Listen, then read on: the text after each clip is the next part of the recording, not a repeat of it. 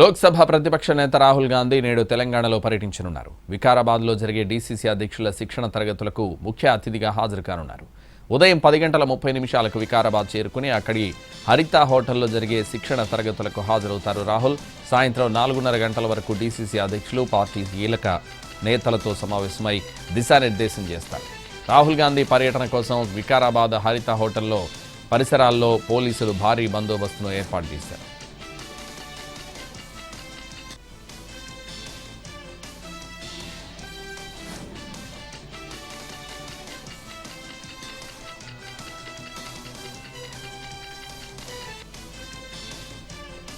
వెలుగుమట్ల భూదాన్ భూముల వ్యవహారంలో అనేక నిజాలు వెలుగు చూశాయన్నారు మంత్రి పొంగులేటి శ్రీనివాసరెడ్డి. అందులో కొందరు ప్రభుత్వ ఉద్యోగులు కూడా ఉన్నారని పొంగులేటి చెప్పారు.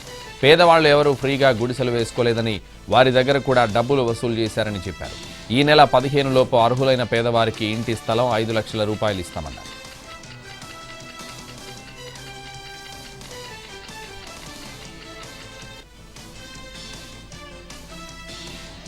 గుజరాత్లోని సబర్మతి రివర్ ఫ్రంట్ మాదిరిగానే హైదరాబాద్లో మూసీ రివర్ ఫ్రంట్ అభివృద్ధి చేయాలనేది CM Revanth Reddy లక్ష్యమన్నారు MP Chamala Kiran Kumar Reddy.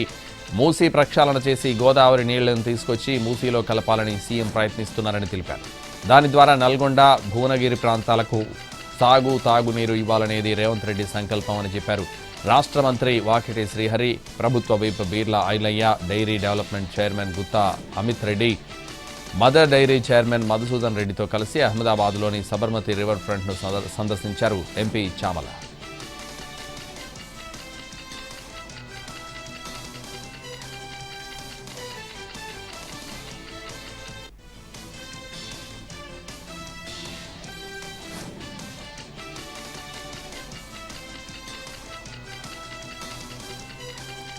Save Musi పేరుతో బీఆర్ఎస్ ఆందోళన చేపట్టింది. రాజేంద్రనగర్ నియోజకవర్గ పరిధిలోని హైదర్ షా కోట్, కేకే నగర్ ప్రాంతాల్లో పర్యటించారు మాజీ మంత్రి కేటీఆర్. మూసీ ప్రభావిత ప్రాంతాల్లోని బాధితులతో సమావేశమయ్యారు. ప్రభుత్వం తమ ఇళ్లను కూల్చివేస్తోందని కాలనీ వాసులు పాదయాత్ర చేపట్టారు. హైదర్ షా కోట్, కేకే నగర్లో జరిగిన పాదయాత్రలో కేటీఆర్తో పాటు ఎమ్మెల్యేలు సవితా ఇంద్రారెడ్డి, వివేకానంద పాల్గొన్నారు.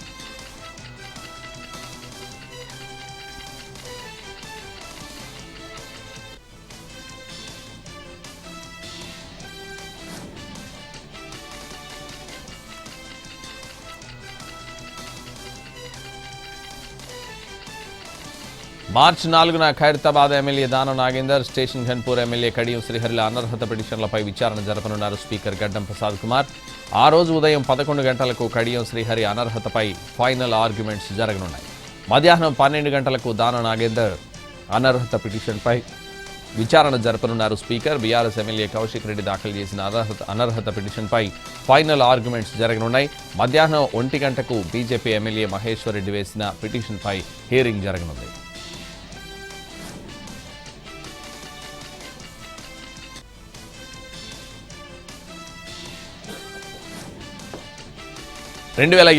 జూన్ కల్లా ఎస్ఎల్బీసీ ప్రాజెక్టు పూర్తి చేసి నల్గొండ జిల్లా నుంచి ఫ్లోరైడ్ రక్కసిని పూర్తిగా నిర్మూలిస్తామన్నారు మంత్రి కోమటిరెడ్డి. బ్రాహ్మణం వెల్లంలా ప్రాజెక్టును పూర్తి చేయించామని చెప్పారు. కాంగ్రెస్ ప్రభుత్వం వచ్చాక ఎస్ఎల్బీసీ సొరంగం పనులు ప్రారంభిస్తే దురదృష్టవశాత్తు ప్రమాదం జరిగి పనులు నిలిచిపోయాయన్నారు. మళ్లీ ఇప్పుడు పనులు మొదలు పెట్టామని వెంకటరెడ్డి చెప్పారు. నల్గొండ మండలం రాముల బండలో జరుగుతున్న సీతారామచంద్రస్వామి బ్రహ్మోత్సవాలలో పాల్గొన్నారు కోమటిరెడ్డి వెంకటరెడ్డి.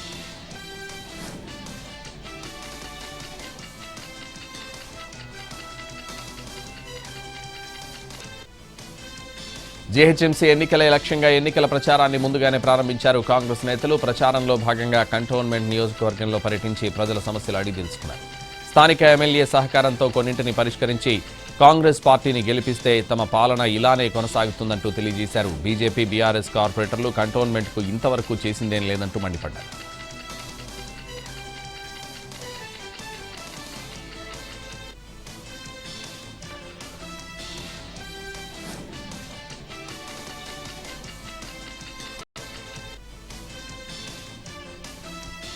ఏపీ పర్యటనలో సుప్రీంకోర్టు ప్రధాన న్యాయమూర్తి జస్టిస్ సూర్యకాంత్ను కలిశారు డిప్యూటీ సీఎం పవన్ కళ్యాణ్. విజయవాడలోని లోక్ భవన్లో జస్టిస్ సూర్యకాంత్కు రాష్ట్ర గవర్నర్ జస్టిస్ అబ్దుల్ నజీర్ తేనీటి విందిచ్చారు. ఈ కార్యక్రమానికి ముఖ్యమంత్రి Chandrababu, deputy CM Pawan, supreme court న్యాయమూర్తులు justice JK Maheshwari, AP high court ప్రధాన న్యాయమూర్తి జస్టిస్ ధీరజ్ సింగ్ ఠాకూర్తో పాటు పలువురు హాజరయ్యారు. చీఫ్ జస్టిస్ సూర్యకాంత్తో ప్రత్యేకంగా మాట్లాడారు పవన్ కళ్యాణ్.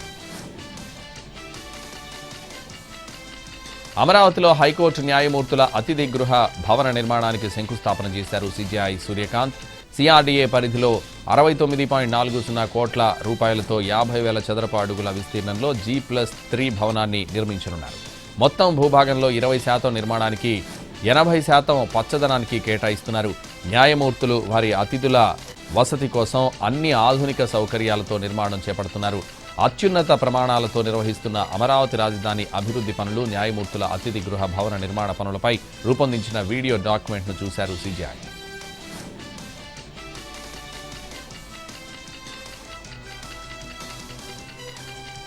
అంబటి రాంబాబుపై జరిగిన దాడిని ఖండించారు మాజీ ఎమ్మెల్యే, వైసీపీ నేత కొడాలి నాని. అంబటి కుటుంబ సభ్యులను కొడాలితో పాటు వైసీపీ నేతలు పరామర్శించారు. పోలీసుల సమక్షంలోనే అంబటి ఇంటిపై దాడి జరిగిందన్నారు. కూటమి బెదిరింపులకు Lokesh red book Ambati YCP శ్రేణులు భయపడబోరన్నారు Kodali Nani. Lokesh red book YCP నేతలు భయపడరని అన్నారు మాజీ ఎమ్మెల్యే కొడాలి నాని. లోకేష్ బుక్లో జగన్ పేరున్నా, జగన్ బుక్లో లోకేష్ పేరున్నా లోకేష్కే ప్రమాదమని అన్నారు. జగన్ను భయపెట్టడం కుదరని పని అన్నారు కొడాలి నాని.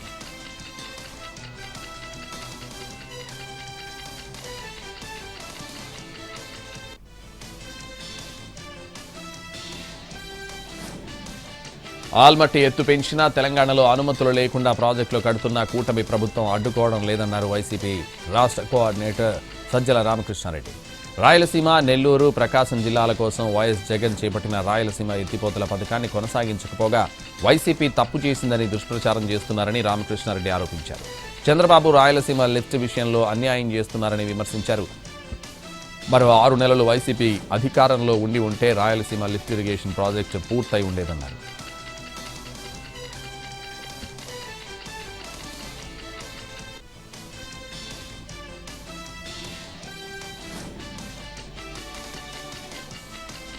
తన ఇంటిపై జరిగిన దాడిని కాపులు తమ కులంపై జరిగిన దాడిగా భావిస్తున్నారన్నారు మాజీ మంత్రి అంబటి రాంబాబు. తనపై జరిగిన దాడిని కుల మతాలకు అతీతంగా ఖండించారని చెప్పారు. కాపు సామాజిక వర్గాన్ని ఒక సామాజిక వర్గం టార్గెట్ చేసి దాడి చేసినట్టు అర్థమవుతోందన్నారు. తనకు సంఘీభావం తెలిపేందుకు వస్తున్న నాయకులు, కార్యకర్తలు, కాపు సోదరులకు ధన్యవాదాలు తెలిపారు అంబటి.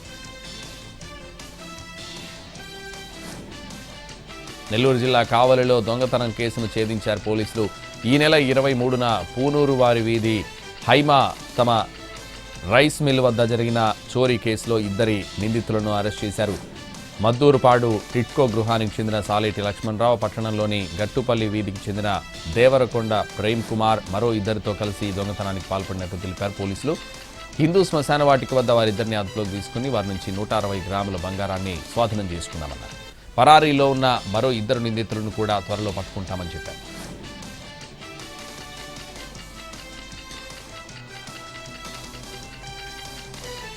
శ్రీకాకుళం జిల్లా పలాస మండలం రంగోయిలో అగ్ని ప్రమాదం జరిగింది. స్థానికంగా ఉన్న ఓ చికెన్ షాప్లో గ్యాస్ సిలిండర్ లీకేజ్ కారణంగా ఒక్కసారిగా మంటలు చెలరేగాయి.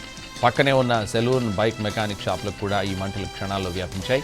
స్థానికులు వెంటనే స్పందించి మంటలను అదుపు చేశారు. ఈ ఘటనలో ప్రాణ నష్టం జరగకపోయినా ఆస్తి నష్టం వాటిల్లిందని బాధితులు తెలిపారు. సమాచారం అందుకున్న ఫైర్ సిబ్బంది ఘటనా స్థలానికి చేరుకున్నప్పటికీ అప్పటికే చికెన్ షాప్తో పాటు మరో 2 దుకాణాలు అగ్నికి ఆహుతయ్యాయి. శ్రీశైలం మల్లన్న ఆలయంలో పాల్గొన శుద్ధ చతుర్దశిని సందర్భంగా ఆలయ అర్చకులు, దేవస్థానం ఈవో శ్రీనివాసరావు దంపతులు కామదహన కార్యక్రమాన్ని శాస్త్రోక్తంగా నిర్వహించారు. ముందుగా ఆలయంలో శ్రీ స్వామి అమ్మవార్లకు ప్రత్యేక పూజలు జరిపారు. అనంతరం ఉత్సవ మూర్తులను మనోహర గుండం ఎదురుగా ఆసీనులను చేసి విశేష పూజలు నిర్వహించారు. ఉత్సవ మూర్తులను గంగాధర మండపం వద్దకు తీసుకొచ్చి శాస్త్రోక్తంగా కాముని మన్మధుని రూపాన్ని రూపొందించి దహనం చేశారు. ఈ కార్యక్రమంలో ఆలయ ఈవో శ్రీనివాసరావు దంపతులు, అర్చకులతో పాటు పెద్ద ఎత్తున భక్తులు పాల్గొన్నారు.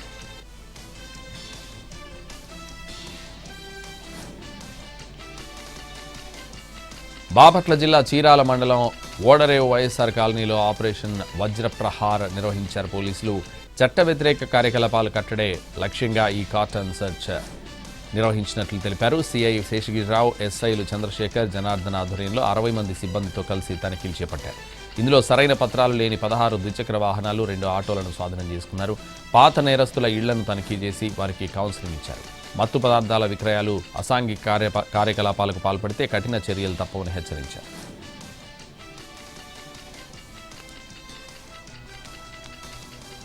పల్నాడు జిల్లా చిలకలూరిపేటలో అన్నపూర్ణ ఫైర్ వర్క్స్లో విస్తృత స్థాయిలో సోదాలు నిర్వహించారు పోలీసులు. దుకాణంలో రికార్డులను పరిశీలించడంతో పాటు గోదాంలోని అన్ని ప్రాంతాలను క్షుణ్ణంగా పరిశీలించారు. వేట్లపాలెంలో బాణసంచా పేలి 23 మంది మృతి చెందడంతో ఫైర్ వర్క్స్ గోదాంలో తనిఖీలు ముమ్మరం చేశారు. సరైన పత్రాలు లేని నిబంధనలకు విరుద్ధంగా వ్యవహరిస్తున్న దుకాణాలను సీజ్ చేశారు.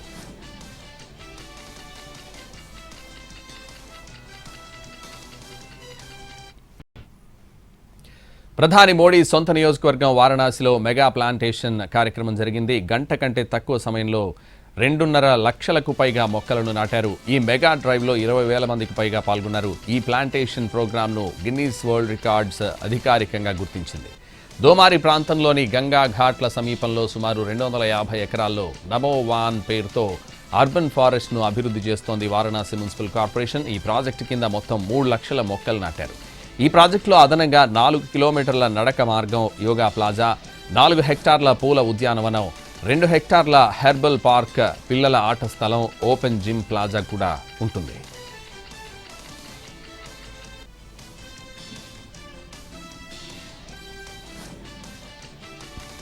మహారాష్ట్రలోని నాగ్పూర్లో భారీ పేలుడు జరిగింది. కటోల్ ప్రాంతంలోని పేలుడు పదార్థాల తయారీ పరిశ్రమ ఎస్బీఎల్ ఎనర్జీ లిమిటెడ్లో బ్లాస్ట్ జరిగింది.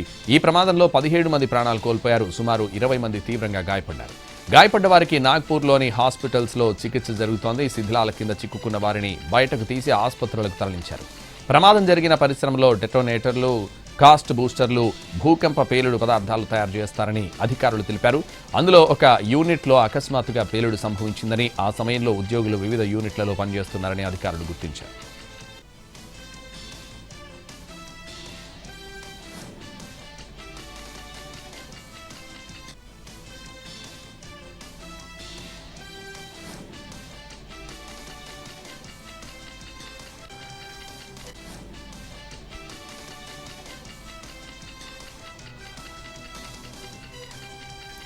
ఇరాన్ సుప్రీం లీడర్ ఖమేనీ మృతిని ఖండిస్తూ కర్ణాటక చిక్బళాపూర్లోని అలీపూర్ గ్రామం స్తంభించింది.